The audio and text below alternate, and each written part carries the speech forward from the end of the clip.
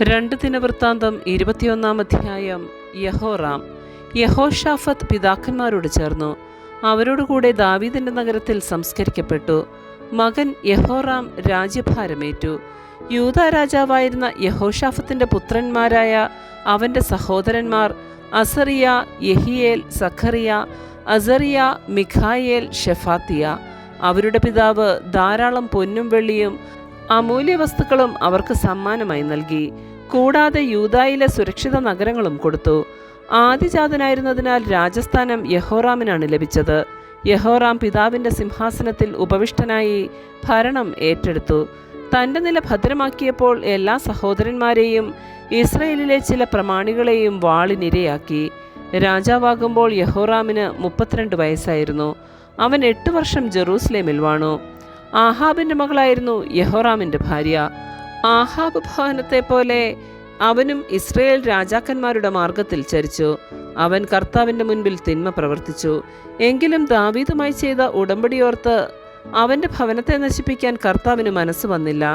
ദാവീദിന്റെ ഭവനത്തിൽ ദീപം അണഞ്ഞു പോകുകയില്ലെന്ന് അവിടുന്ന് വാഗ്ദാനം ചെയ്തിട്ടുണ്ടായിരുന്നല്ലോ.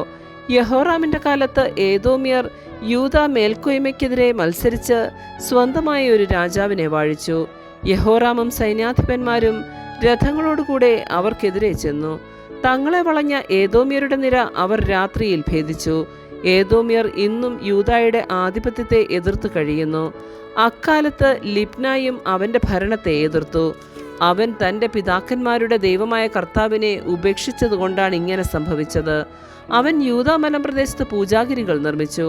അങ്ങനെ ജെറുസലേം നിവാസികളെ അവിശ്വസ്തതയിലേക്ക് നയിച്ചു. യൂദായെ വഴിതെറ്റിച്ചു. ഏലിയ പ്രവാചകന്റെ ഒരു കത്ത് അവന് ലഭിച്ചു. അതിലിങ്ങനെ എഴുതിയിരിക്കുന്നു: നിന്റെ പിതാവായ ദാവീദിന്റെ ദൈവമായ കർത്താവ് അരുളി ചെയ്യുന്നു, നീ നിന്റെ പിതാവായ യഹോഷാഫത്തിന്റെയോ യൂദാ രാജാവായ ആസയുടെയോ മാതൃക പിൻചെന്നില്ല, മറിച്ച് ഇസ്രയേൽ രാജാക്കന്മാരുടെ വഴിയിൽ നടന്നു. ആഹാബ് ഇസ്രയേലിനെ എന്നതുപോലെ നീ യൂദായെയും ജെറൂസലേം നിവാസികളെയും അവിശ്വസ്തതയിലേക്ക് നയിച്ചു. പിതൃഭവനത്തിൽ നിന്നേക്കാൾ ശ്രേഷ്ഠന്മായിരുന്ന നിന്റെ സഹോദരന്മാരെ നീ കൊന്നുകളഞ്ഞു. ഇതാ, കർത്താവ് നിന്റെ ജനത്തിൻ്റെയും നിന്റെ മക്കളുടെയും ഭാര്യമാരുടെയും വസ്തുവകകളുടെയും മേൽ മഹാമാരി വരുത്തും. നിനക്ക് കുടലിൽ ഒരു കഠിന രോഗമുണ്ടാകും. അത് അനുദിനം വർദ്ധിച്ച് കുടൽ പുറത്തു വരും. എത്തോപ്യരുടെ സമീപത്ത് വസിച്ചിരുന്ന ഫിലിസ്തീനിലും അറബികളിലും കർത്താവ് യഹോറാമിനെതിരെ ശത്രുത ഉളവാക്കി. അവർ യൂദായെ ആക്രമിച്ചു. രാജകൊട്ടാരത്തിൽ കണ്ടതെല്ലാം അവർ കൈവശമാക്കി. രാജാവിന്റെ ഭാര്യമാരെയും മക്കളെയും തടവുകാരാക്കി. ഇളയ പുത്രനായ യഹോവാഹാസല്ലാതെ ആരും അവശേഷിച്ചില്ല. അതിനുശേഷം കർത്താവ് അവന്റെ കുടലിൽ ഒരു തീരാവ്യാധി വരുത്തി. 2 വർഷം കഴിഞ്ഞ് രോഗം മൂർച്ഛിച്ച് കുടൽ പുറത്തു വന്നു. കഠിനവേദനയിൽ അവൻ മരിച്ചു. അവന്റെ പിതാക്കന്മാർക്ക് വേണ്ടി നടത്തിയതുപോലെ ജനം തീക്കൂന കൂട്ടി അവനെ ബഹുമാനിച്ചില്ല. ഭരണമേൽക്കുമ്പോൾ അവന് 32 വയസ്സായിരുന്നു. 8 വർഷം ജെറൂസലേമിൽ വാണു. അവന്റെ വേർപാടിൽ ആരും ദുഃഖിച്ചില്ല. അവനെ ദാവീദിന്റെ നഗരത്തിലാണ് സംസ്കരിച്ചതെങ്കിലും രാജാക്കന്മാരുടെ കല്ലറയിലല്ല. ആമേൻ. പരിശുദ്ധ പരമാ ദിവ്യകാരുണ്യത്തിന്